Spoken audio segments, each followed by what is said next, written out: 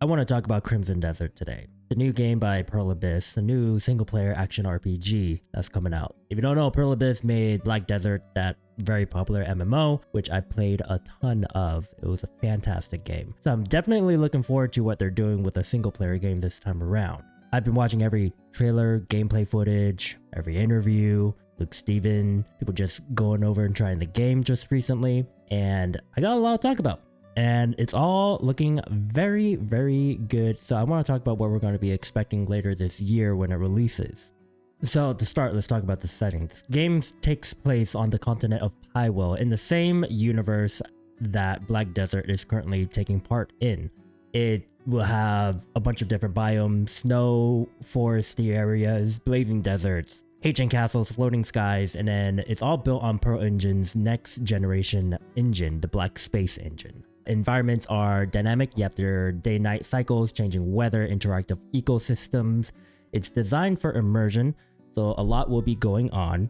You'll be playing as Cliff McDuff, the leader of the Greymane Mercenaries. You're going to go around, you're going to recruit people, and it looks like you can play as the other members of the mercenary band, but I'm not sure how, when, why, or where yet. So Cliff McDuff is a man weighed down by his past, and you're going to be thrust into a lot of political conflicts in this world. And the story starts when the king of Demonis falls into a coma, and it triggers a crazy power struggle because there's a huge vacuum that everyone wants to jump into. So your job as Cliff is to run around and prevent people from trying to take over or take advantage of the conflicts. Although it's not a fully branching RPG, you do have choices that matter in the game. It will carry weight, some political alliances, character relationships, and just various outcomes. What they are, we're not sure yet. Game's not out.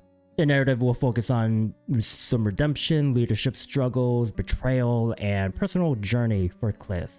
Combat is fast-paced, combo-rich, drawing from comparisons for Devil May Cry and God of War. You'll chain melee ranged, you'll have magical strikes, you can time parries, dodge, animation cancels, you can grapple people, which is my favorite part, and a lot more. There's a lot of things you can do in combat. I'm not sure how it's all going to work out with keyboard and mouse or controller, but I'm excited to see. Multiple weapon types, you have swords, shields, maces, bows, cannons, each with their own combos. Real-time elemental wheel, you can swap affinities like fire, lightning to amplify combos and environmental interactions. Cliff carries a grappling hook, and you can glide as well as you turn into a shade for traversal and during combat.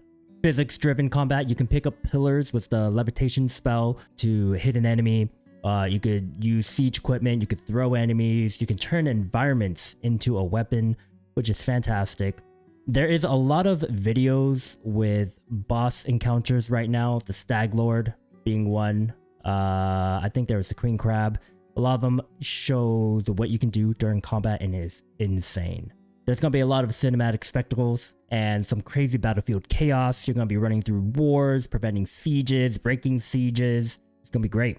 Expect about 20 to 40 unique bosses with environmental hazards. You can ride a wyvern to destroy castles, and again, massive enemy waves that you can fight against. Previews note stunning visuals and combat depth, but there is a lot of complexity that may overwhelm people, especially early on in the game, but I am very excited to try it out. Developers hint that they are still fine-tuning the UI, the targeting, and the pacing ahead of launch, which is very important, especially the targeting. If you don't get targeting right, it's not going to feel good. So on gameplay mechanics, again, this will be a single-player story-first experience, estimated around 50 to 80 hours of gameplay depending on how fast you go. There is a definitive ending, so it won't be open-ended. Multiplayer is planned post-launch, likely in the form of optional co-op or community events. We're still not sure. You can travel on horses who can drift, like Black Desert. You can climb walls, trees, buildings. You can grapple. You can glide, both in combat and exploration. Aerial travel, you have access to a wyvern, maybe. Not sure if we own a wyvern or that's just a story portion of the game. And there's a hot air balloon you can ride. And there are also a lot of life skills in the game. Fishing, cooking, farming, gathering. There's also puzzles, there's arm wrestling, there's horse taming, and some pet care, a whole ton of stuff. And if you're wondering if this sounds like something that is too much that the Pearl Abyss isn't really able to do, just look at Black Desert. All these skills are literally in there. So I'm not surprised at their ability to add all these mechanics into the game, and I'm very excited to try them. Missions include large-scale sieges, you can dismantle fortifications, operate cannons, clearing battlefields, and the battlefield environments themselves is fully interactive. Terrors appear in watchtowers, debris flies, visuals reflect chaos. It looks insane from the videos I've watched. There are hints of faction alignment, there are resource management, and a political influence system as well, though no specifics yet. Launching around Q4 of 2025, end of this year, think around October, November, December, right? It's launching for the PC and all the consoles, PS5 and Xbox Series. That's it. Crimson Desert is bold. It is a lot of mechanics thrown into a pot filled with hopes and dreams, and I do wonder if it will all really work well. I'm mainly worried about the combat. They are trying to give us a lot of freedom and options. Lots of grappling, lots of throwing, lots of combinations, magic. You can shoot the ground to fly into the sky, to land on a turtle tank, to shoot it again, to blow it up. There's a lot going on. Will it have a ton of bugs? Probably. Will we need multiple patches day one to get it working? I hope not. Will my computer just die? Probably. We'll see.